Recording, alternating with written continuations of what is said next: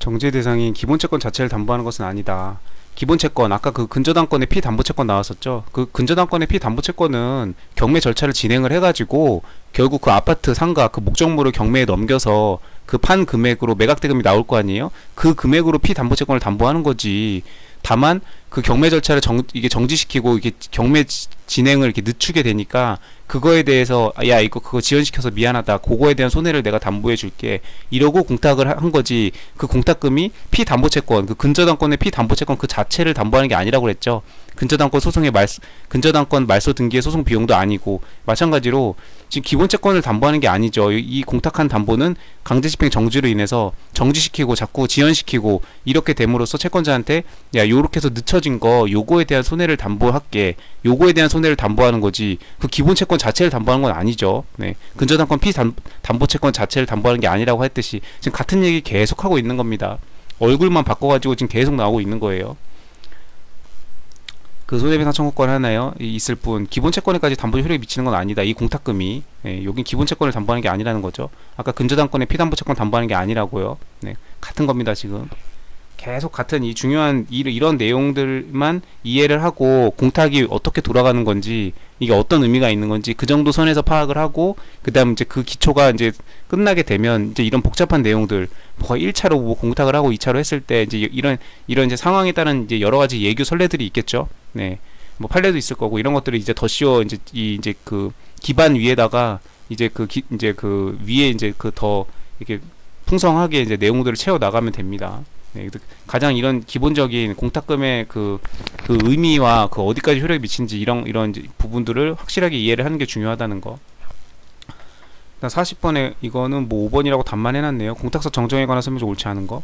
공탁서의 정정은 공탁 신청이 수리된 후에 공탁서의 착오, 기재가 발견될 때 공탁의 동일성을 해하지 않는 범위 내에서, 이거 참 많이 나오죠. 동일성.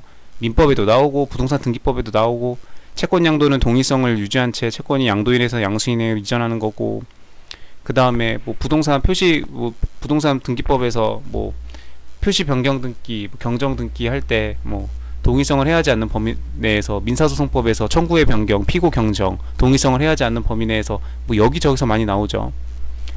허용되는 것이다. 뭐 당연히 맞는 내용이고, 네. 이거는 경정에 가깝죠. 경정은 당초에 어떤 하자가 있을 때 그걸 모르고 착오로 이렇게 했었던 경우에 그걸 고치는 거고, 변경은 후발적인 사유로 인해서, 당초에는 아무 이상이 없었으나 후발적인 사유로 인해서 변경하는 거를 변경이라고 해서, 경정과 변경 이렇게 두 가지를 같이 이렇게 쌍쌍바로 해야죠. 이렇게 해서 뭐 착오 기재가 이렇게 발견됐으면 당연히 동일성 해하지 않는 범위 내에서 허용할 수 있겠죠. 허용해야죠. 네. 1번 맞는 거고, 2번 집행공탁을 혼합공탁으로 정정하는 것은 이 집행공탁, 변제공탁, 혼합공탁 이런 공탁 자체는 완전히 다 다른 거기 때문에 동일성이 인정되지 않는다. 그래서 정정할 수가 없다. 단순한 착오 기재 정정에 그치지 아니하고 동일성을 해야 하는 거기 때문에 이렇게 바꾸는 건 안 된다. 네. 그렇죠? 허용될 수 없다. 맞는 거. 공탁이 수리된 후에 공탁물 수령자에 대한 사항에 착오가 있음을 발견한 경우를 할지라도, 공탁물 수령자에 관한 사항은 공탁의 요건에 관한 것이므로 공탁물 수령자를 추가하는 거 이런 거는 안 됩니다. 다 동일성을 해야 하는 거다. 공탁자가 A로만 되어 있었는데 거기다가 B를 추가한다든지, 아니면 공탁자가 A, B로 되어 있었는데 이걸 뭐 C, D로 바꾼다든지 이런 건 다 안 되죠. 네. 동일성을 해야 하므로 할 수 없다. 그럼 어떻게 해야 되냐? 공탁을 취소하고 회수 청구하고, 착오를 이유로 회수 청구하고, 그래서 공탁을 없애버린 다음에 다시 그냥 공탁 신청서 새로 써가지고 내가 원하는 바꾸고 싶은 잘못된 그거를 고쳐가지고 다시 공탁을 해야죠. 네. 근데 그렇게 이제 동일성이 인정되는 한도에서는 그렇게 취하를 하고 다시 이렇게 신청을 하는 게 번거로우니까 그럴 필요가 없게끔 하는 거죠. 민사소송법에서 당사자 표시 정정하듯이. 그렇죠? 그래서 이렇게 하는 거다. 다 같은 논리를 바탕으로 하고 있다. 민사소송이나 민법이나 민사집행이나 부동산 등기다. 4번 선행채무 있는 자가 반대급부를 조건으로 하여 변제공탁을 하였다 하더라도 그 후에 반대급부 내용이 없는 것으로 정정하여 달라는 취지의 공탁서 정정 신청을 하고, 공탁관이 이를 인정했으면 괜찮죠.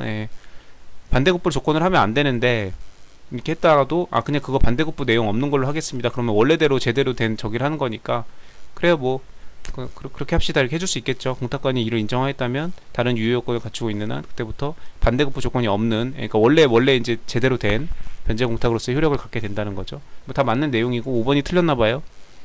487조 후단 소정의 과실 없이 채권자를 알 수 없는 경우라고 하여 변제 공탁을 하였다가 공탁 원인 사실에 전단 소정의 채권자의 수령 불능을 추구하는 것은 이런 거 안 되죠. 네. 완전히 다른 거죠. 알 수 없는 거랑 수령 불능이랑은 다른 거죠. 네. 하는 것은 공탁에 근거하는 것으로서 동일성을 해야 하는 내용의 정정이라고 볼 수 없으므로 허용된다, 허용되지 않는다.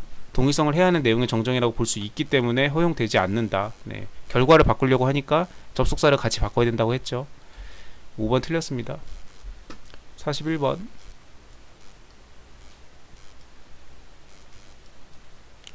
채권자 불확지 공탁 옳지 않은 거. 수용 대상 토지에 가처분 등기가 경료되어 있는 경우에 가처분권자가 맞는 건지 아니면 토지 소유자가 맞는 건지 사업 시행자는 모르겠다. 그래서 여기가 소유권 말소 등기 청구권인지 아니면 이전 등기주가 등기부상 공시되어 있지 않다면, 뭔지 모르겠으면 일단은 그 토지의 소유권 기속에 관하여 다툼이 있는 것으로 보아 상대적 불확지를 이유로 해가지고 변제 공탁할 수 있다. 처분금지 가처분 종국적 확정은 본안소송에 달려있기 때문에, 그쵸? 가압류도 본안소송에서 따져봐야 되고 가처분도 마찬가지고, 다만 채권자의 그 신청이 맞다고 보고 일단 해준다고 했죠. 특별히 무효 사유가 발견되지 않는 한은. 그래서 만약에 나중에 이게 적이 되거나 그 잘못된 것을 판별이 되면은 손해배상 의무가 있다고 했죠. 종국적 확정은 본안소송에 달려있기 때문에 채권자 불확지에 해당한다. 2002년도 판례 수용 대상 토지에 대하여 이렇게 가처분이 격려돼 있어요. 그 사유만으로는 피해 보상자를 알 수 없다는 이유로 공탁할 수 없는데, 소유권 등기 말소 청구권을 피해 보전 권리로 하는 처분금지 이렇게 격려되어 있는 등 하나의 다툼이 있는 경우에는 피해 보상자를 알 수 없다는 이유로 공탁을 할 수 있다. 이게 소유권 등기 말소 청구권을 피해 보전 권리로 하는 가처분이면은 공탁을 할 수가 있는데, 소유권 등기 이전 청구권을 피해 보전 권리로 하는 처분금지 가처분 등기가 되어 있는 경우에는 그 공탁을 할 수가 없어요. 근데 지금 만약에 이 가처분이 그 피보전 권리가 소유권 말소인지 이전인지 이거를 지금 알 수 없는 경우에는, 그 등기부상 공시되어 있지 않으니까 모르잖아요. 사업시행자는. 이 경우에는 알 수가 없기 때문에 그냥 그러면은 이거를 공탁을 할 수 있게끔 열어준 겁니다. 근데 원래는 말소 등기 청구권을 요렇게 피보전 권리로 하는 이 가처분인 경우에는 공탁을 할 수 있고, 소유권 등기 이전 청구권을 피보전 권리로 하는 경우에는 공탁을 할 수 없다는 거. 지금 어느 것인지 모르기 때문에 공탁을 허용하겠다라는 거죠. 1번은 맞는 거고, 2번 양도금지 특약이 있는 거. 양도금지 특약, 채권에 대한 전부명령이 확정된 경우에 전부채권자가 양도금지 특약이 있는 사실을 알았다면, 전부채권자는 이거랑 상관이 없죠. 양도금지 특약이 있는 사실을 알았다면 채무자는 불확지 공탁을 할 수 있다. 불확지가 안 되죠. 전부 채권자랑은 상관이 없다. 양도금지 특약이 있다는 것은 당사자들끼리 적이고, 2002년도 판례고, 당사자 사이 양도금지 특약이 있는 채권이라도 압류 및 전부 명령에 따라 이전될 수 있고, 압류 전부하는 사람은 제3자고, 이 사람은 뭐 그 양도금지 특약이 있었는지 없었는지 뭐 관심도 없고 알 바도 아니고, 자기는 그냥 그 채무자의 채권이면 닫고 가야죠. 양도금지 특약이 있는 사실에 관하여 압류채권자가 선의인가 악의인가는 전부명령 효력이 없다. 압류채권자는 관심도 없고, 안다고 해도 뭐 달라질 것도 없고 전부명령하고는 관계가 없다. 영향이 없다. 2002년도 판례고, 그렇기 때문에 채권자 불확지가 불가하다는 거예요. 이게 효력이 어떻게 되는지를 모를 때 누가 주인인지를 모르니까 채권자 불확지를 하는 건데, 불확지 공탁을 하는 건데, 이건 지금 확실히 알 수 있는 상황이다. 누구냐? 당연히 압류채권자지, 전부채권자지. 전부명령 효력이 없다니까. 선의인지 악의인지 그건 불문한다. 알고 있어서 상관없어요. 채권양도 금지 특약이 있는 걸 알았든 몰랐든 압류채권자가 전부명령을 했다 그러면 압류채권자 거죠. 그 때문에 이 사람을 상대로 해가지고 공탁을 해야지 뭐 불확지를 이렇게 할 수가 없다는 거.